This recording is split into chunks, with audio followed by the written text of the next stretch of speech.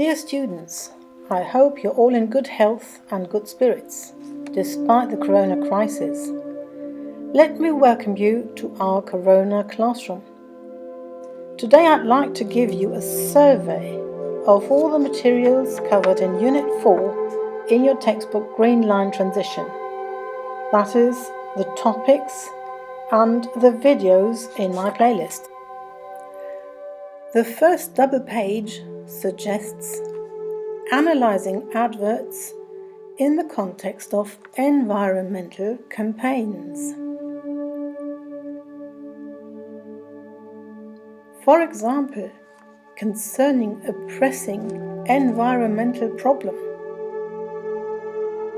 The question raised is how to convey a message convincingly. Please watch a video in this context. And listen to an interview with activist Alicia Huggins. Now, when you turn the page, you find a text on a blotchy, a huge e-waste dump. It highlights the problems caused by our consumer culture, and it presents the dilemma for the slum dwellers, the dilemma of being confronted with the dangers of pollution and having to earn a living.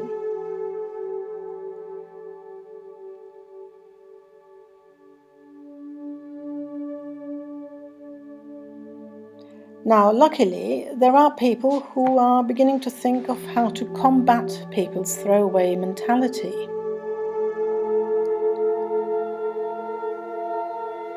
Listen to the interview with Kevin Doe, who builds things using trash. And view another video about restart parties. Please familiarise yourselves with the term designed obsolescence. And remember the 3 R's: reduce, reuse and recycle. Now that leads us to some informative texts inviting a discussion of the pros and cons of globalization. You come across the oxymoron global village and you learn about burning issues such as how to combat malnutrition, grant access to drinking water and sanitation, and cope with the spread of pandemics.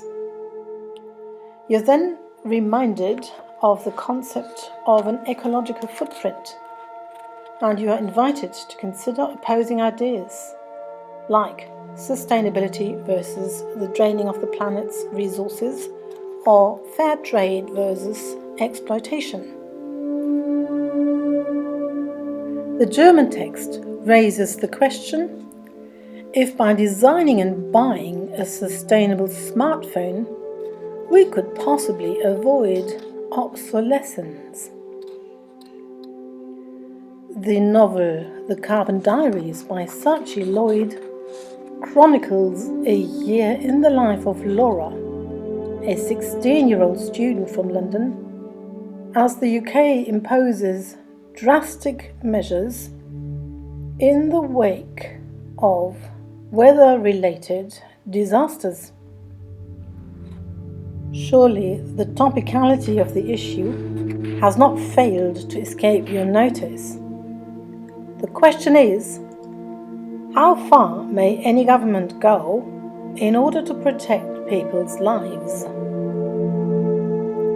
Now, to finish this little sequence on the carbon footprint, I would like you to watch a little video in which Sachi Lloyd expresses her view on climate engineering. Pages 80 to 81 teach you how to create and also how to deliver a very short speech called an elevator speech. The following pages take you to the garment industry in Bangladesh. The text shows how outsourcing and greedy corporations have led to terrible working conditions and a string of disasters, such as the collapse of the Rana Plaza factory in April 2013. For further insight into the matter, watch the video Inside Bangladesh's Garment Factories. Now meet Escott. Now that, admittedly, is only a rough approximation of how he himself pronounces his name. He is a musician and environmentalist, and he represents indigenous people. Listen to his ardent appeal to preserve our ancestors' heritage and to remember our responsibility to future generations. He was only 15 when he was addressing world leaders at the UN conference in June 2015. Some parts are omitted in your version of the textbook. Now, if you feel that a 30-second speech, the mini short elevator speech, is too much of a challenge, try devising a 3-minute speech using the material at the end of Unit 4. Now that's it for the time being. Goodbye, see you soon, and take care.